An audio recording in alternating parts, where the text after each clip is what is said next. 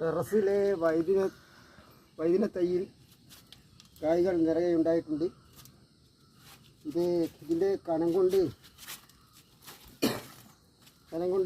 ഇത് ഒടിഞ്ഞ പോലെയുള്ളത്. അതിനൊരു കുത്ത് കൊടുക്കണമെന്ന് ഞാൻ വിചാരിച്ചു.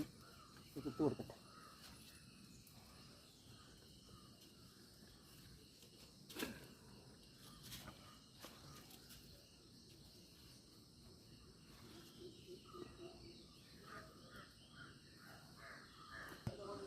രണ്ട് തരം വൈദ്യുതിയുള്ളത്.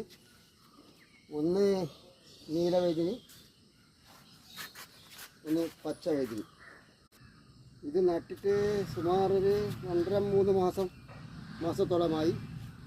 ഇതിൽ നിന്ന് ഞാനിപ്പോൾ വിളവെടുക്കുക.